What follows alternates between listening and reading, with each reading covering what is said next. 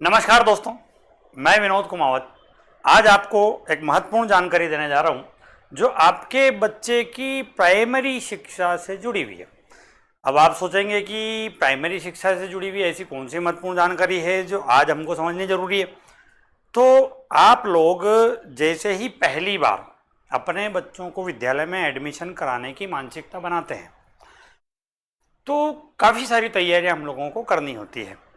कुछ पेरेंट्स ऐसे हैं जो अच्छे प्राइवेट स्कूल में पढ़ाना चाहते हैं निजी स्कूल्स में, लेकिन उनकी एलिजिबिलिटी या उनका अपन यूं कह सकते हैं कि उनकी क्षमता उतनी बढ़िया नहीं होती कि वो बड़े बड़े प्राइवेट स्कूल्स में अपने बच्चा का एडमिशन्स करवा सके। ऐसी स्थिति में राइट टू एजुकेशन शिक्षा का अधिकार अधिनियम 2009 भारत सरकार द्वारा लाया गया, जिसको समस्त लगभग राज्य सरकारों ने अडॉप्ट किया। राइट टू एजुकेशन क्या है मैं आपको थोड़ा सा ब्रीफ करूंगा, ज़्यादा नहीं बता पाऊंगा क्योंकि हम महत्वपूर्ण बात करेंगे कि एडमिशन कैसे हो। इसके अलावा सारी बातें गौण हैं, फिर भी अपन आरटीई राइट टू एजुकेशन 2009 को थोड़ा सा ब्रीफ में समझ लेंगे। शिक्षा का अधिकार अधिनियम सरकार ने जब ये सोचा कि वैसे तो महत्वपूर्ण है कि हर बच्चे को शिक्षा मिलनी चाहिए, लेकिन अभी तक सरकारी तंत्र इतना मजबूत नहीं हुआ है कि हर जगह ग्रामीण क्षेत्रों में या दूरस्थ इलाकों में सरकारी विद्यालय उपलब्ध हो। लेकिन मान्यताओं के माध्यम से जब निजी स्कूलों को, निजी प्रतिभागियों को, निजी कारपोरेट्स स्कूल्स को स्कूल खोलने की अनुमति विभिन्न क्षेत्रों में दी गई तो कई जगह हमें स्कूल की उपलब्धता होने लगी। लेकिन निजी स्कूल में होता क्या है, पढ़ाई के बदले प्रतिफल में आपको फीस चुकाना होता है। तो अब जहां पर निजी स्कूल है और सरकारी स्कूल नहीं है, ऐसी स्थिति में यदि कोई असक्षम, निर्धन या असुविधाग्रस्त समूह का बच्चा निजी स्कूल में अच्छी शिक्षा प्राप्त करना चाहता है तो फीस की दिक्कत आ जाती है।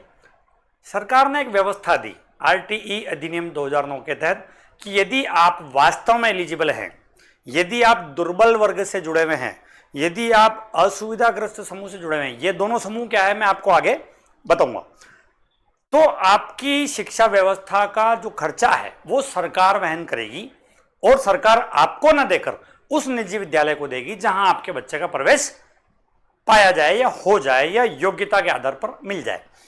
तो अब आरटीई अधिनियम 2009 के तहत अब तक हर साल, राजस्थान की अपन बात करें तो करीब करीब तब से अब तक हर साल प्रति वर्ष, आज अपन ये कैलकुलेट करें तो 1.5 लाख से ज़्यादा बच्चे प्रति वर्ष इन स्कूलों में प्रवेश ले रहे हैं। किस कक्षा में प्रवेश लिया जाता है, क्या तौर तरीका है, क्या नियम है, क्या एलिजिबिलिटी है, कैसे आवेदन करें, इन सभी चीज़ों पर अपन अब आज इस वीडियो के माध्यम से थोड़ा सा क्लियरिटी लेते हैं, ताकि मैं ये चाहूँगा कि हम सभी राष्ट्रवादी सनातनी इस देश के मूल निवासी भी इस आरटीई अधिनियम का ज़्यादा से ज़्यादा लाभ उठा सके।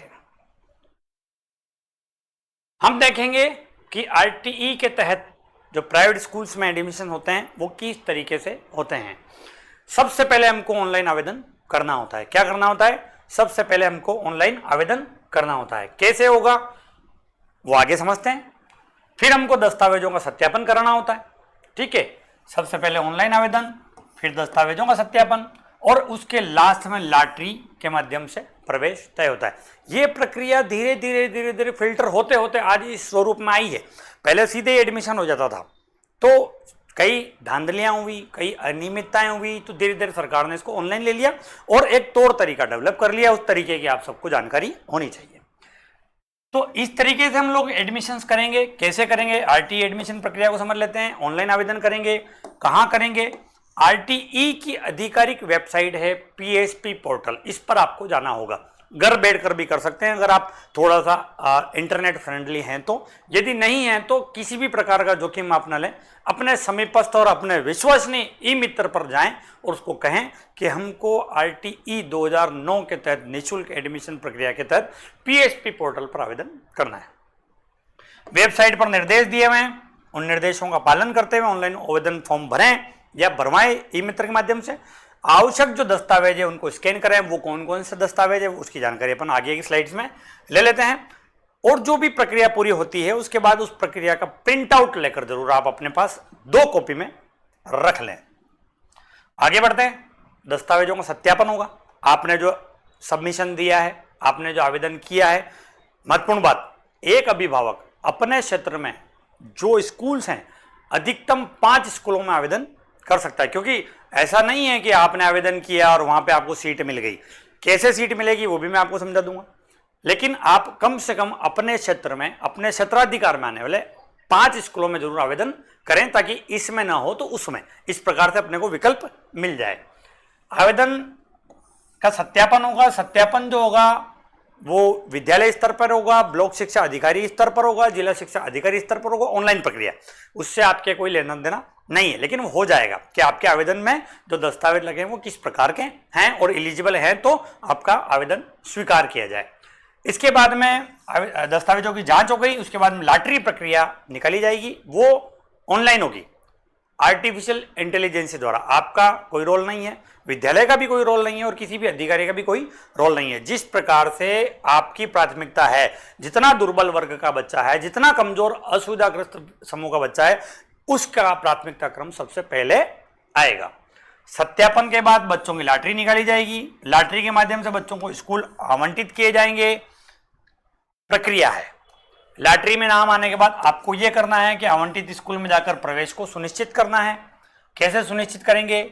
जो आपने प्रिंट आउट लिया है उसकी एक हार्ड कॉपी ले जाकर विद्यालय के संस्था प्रधान को देवें कि हमारा लॉटरी में 1, 2, 3, 4, 5 या 8वें 10वें क्रम पर नंबर आया है, उस क्रम पर हम अपना आवेदन प्रस्तुत करते हैं। यदि आप नहीं जाते हैं तो आवेदन निरस्त हो जाएगा, यदि आप जाते हैं तो आवेदन हो जाएगा। ऐसा ना हो कि आप ई मित्र पर जाकर आवेदन कर चुके हैं और पता चला कि आपने हार्ड कॉपी जमा नहीं कराई, घर पर हाथ धर बैठ गए, तो ऐसी स्थिति में आपका प्रवेश निरस्त हो जाएगा। ऐसे बच्चे, अब पात्रता की बात करें, दुर्बल वर्ग 2 कैटेगरी में एडमिशन लिए जाते हैं। ऐसे बच्चे जिनके माता पिता की वार्षिक आय 1 लाख रुपए वार्षिक से कम है, यानी कि लगभग 8 से 9 हजार रुपए महीना यदि आप कमाते हैं, तो ऐसा एक आय प्रमाण पत्र आप अपने स्तर पर भरकर 2 उत्तराधिकारी, ऐसे व्यक्ति जो जिम्मेदार व्यक्ति हैं, सरपंच हो, सचिव हो, प्रधानाध्यापक हो, उनसे साइन करा लें और एक आय प्रमाण पत्र स्वघोषित, बहुत बड़ी प्रक्रिया नहीं है, 1 पेज का भी होता है, 3 पेज का भी होता है, स्वघोषित एक आय प्रमाण पत्र लेकर उसकी घोषणा कर लें कि मेरी आय 1 लाख से कम है, तो आप एलिजिबल हो गए। ये है आपका दुर्बल वर्ग। इसमें कोई भी कास्ट कैटेगरी मायने नहीं रखती है, आप जनरल से हैं, ओबीसी हैं, किसी भी प्रकार के समूह से जुड़े हुए हैं, तो आप दुर्बल वर्ग की श्रेणी में अपना आवेदन कर सकते हैं। दूसरा समूह है असुविधाग्रस्त समूह, जिसमें अनुसूचित जाति, अनुसूचित जनजाति के बच्चे, उनको इस आय प्रमाण पत्र की आवश्यकता नहीं, उनका SC/ST सर्टिफिकेट लगेगा और वो एलिजिबल है, यानी योग्य आवेदन के लिए। साथ ही जो अनाथ बच्चे हैं, अनाथ, अब वो किसी भी जाति के हों, HIV या कैंसर से प्रभावित हैं जो बच्चे, वो किसी भी जाति के हों, या युद्ध विधवा में के जो बच्चे हैं या विकलांग जो बच्चे हैं, वो इस असुविधाग्रस्त समूह में आते हैं। तो ये 2 कैटेगरी में आपके एडमिशन लिए जाते हैं, इन दोनों कैटेगरी में आप अपने आवेदन कर सकते हैं। अब मैं अगली बात आपको बता दूं कि कैचमेंट एरिया एक महत्वपूर्ण बिंदु है। कई बार हम लोग गलती कर लेते हैं, आप जिस गांव में हैं, रहते हैं, उस ग्राम पंचायत का जो नाम है या उस ग्राम पंचायत में जो छोटे छोटे समूह के गांव हैं, उन सभी गांव या ग्राम पंचायत में जो स्कूल्स है, वहां पर आप आवेदन करते हैं तो एलिजिबल है। लेकिन आप अपनी ग्राम पंचायत या अपने ग्राम को छोड़कर, अपनी ग्राम पंचायत क्षेत्र को छोड़कर किसी दूसरी ग्राम पंचायत, क्योंकि ग्राम पंचायतें बहुत पास पास होती है, 2 किलोमीटर, 3 किलोमीटर, 5 किलोमीटर एरिया में भी आपको नई ग्राम पंचायत मिल जाती है और आपको लगता है बड़ा स्कूल तो उधर 5 किलोमीटर आगे जिसकी ग्राम पंचायत दूसरी है, मैं वहां आवेदन कर दूं, लेकिन उस स्थिति में आपका आवेदन निरस्त हो जाएगा। हमेशा आपका आवेदन आपके निवास स्तर पर जो ग्राम पंचायत लगती है, उसी ग्राम पंचायत में संचालित होने वाले विद्यालय में ही होगा। शहरी क्षेत्र की बात करें तो जिस वार्ड में आप रहते हैं, उस वार्ड में स्थित निजी विद्यालय में ही आप प्रवेश के हकदार हैं, वही आपका कैचमेंट एरिया है। तो बच्चा जिस गैर सरकारी विद्यालय के आसपास के क्षेत्र में निवास करता है, वो उसका कैचमेंट एरिया है, वहीं आप आवेदन करें, अन्यथा आवेदन के निरस्त होने की पूरी संभावनाएं हैं। अब इसमें आवश्यक दस्तावेज क्या क्या चाहिए, क्योंकि बिना दस्तावेज के आप आवेदन नहीं कर पाएंगे। सबसे पहले आधार कार्ड, किसका? बच्चे का भी, आपका भी, यानी कि माता पिता का आधार कार्ड, बच्चे का आधार कार्ड। अभिभावक का वोटर ID कार्ड हो गई सही, ठीक है। आय प्रमाण पत्र, यदि आप दुर्बल वर्ग से हैं तो चाहिए। राशन कार्ड सबके पास उपलब्ध है।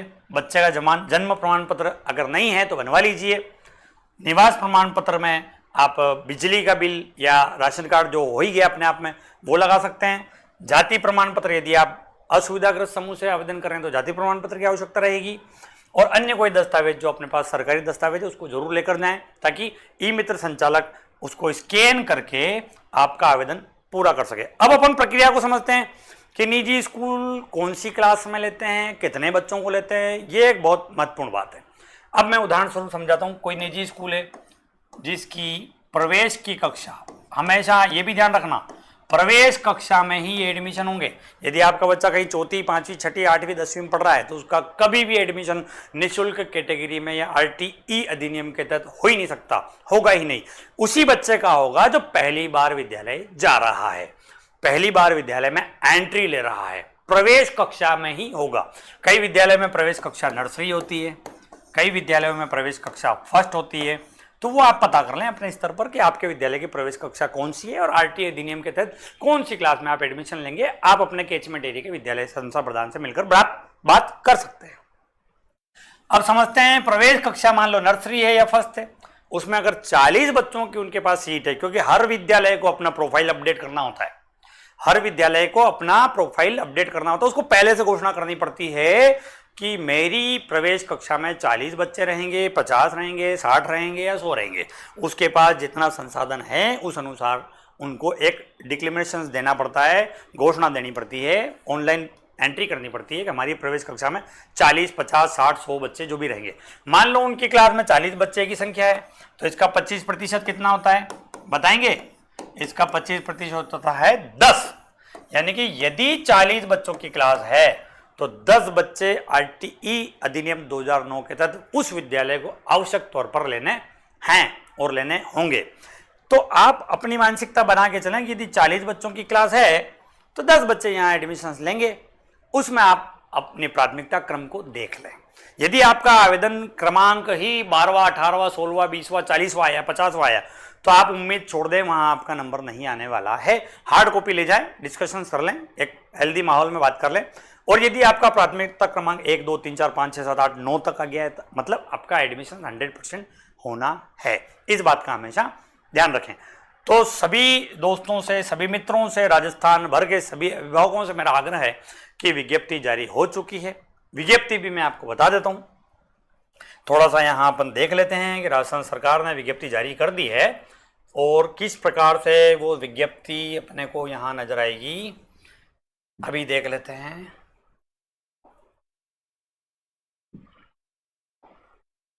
ये विज्ञप्ति है आपकी, आपको थोड़ा छोटा दिख रहा होगा लेकिन मैं बताता हूं, अखबार की कटिंग इससे ज्यादा बड़ी हो नहीं सकती। विज्ञापन जारी करने की दिनांक जारी हो गई 24 मार्च 2025 तक सभी विद्यालय अपना अपना प्रोफाइल अपडेट करके सीट डिक्लेयर करेंगे कि हमारे विद्यालय में प्रवेश कक्षा में कितनी सीटें हैं। इसके बाद अभिभावक जो है ऑनलाइन आवेदन कर पाएंगे 25 मार्च से 7 अप्रैल तक, कम समय है, दस्तावेज तैयार कर लें। ऑनलाइन लॉटरी कब निकलेगी? 9 अप्रैल को। अभिभावक ऑनलाइन रिपोर्टिंग कब कर पाएंगे? लॉटरी के बाद। जैसे लॉटरी निकलती है, 5 स्कूलों में आपने आवेदन कर दिया, लॉटरी निकली है, आपको लग जाए कि पहले स्कूल में आपको 5वां नंबर है, 8वां नंबर है, अगर अपने को लगता है वहां अपना नंबर आ सकता है तो वहां जरूर रिपोर्टिंग करें। ये रिपोर्टिंग का समय है 9 अप्रैल से 15 अप्रैल तक। 9 अप्रैल से 21 अप्रैल तक इसी दौरान जो भी विद्यालय है वो आवेदन पत्रों की जांच करेगा। 22 अप्रैल तक ऑनलाइन वेरिफिकेशन ऑटोमेटिक होगा, ऑटो वेरिफिकेशन। 9 अप्रैल से 24 अप्रैल के बीच अभिभावक दस्तावेजों में कोई कमी रहेगी तो उसका संशोधन करा पाएंगे। विद्यालय द्वारा आवेदन पत्रों की पुनः जांच होगी 9 से 28 अप्रैल तक। विद्यालय द्वारा कोई रिजेक्शन है, अगर आपका आवेदन निरस्त कर दिया गया तो उसको अपडेट किया जाएगा 11 अप्रैल से 5 मई के बीच में। कहां से होगा? सीबीओ ऑफिस करेगा। यदि आपका आवेदन निरस्त है तो सीबीओ ऑफिस आपके आवेदन को निरस्त करेगा। कब तक? 11 अप्रैल से 5 मई तक।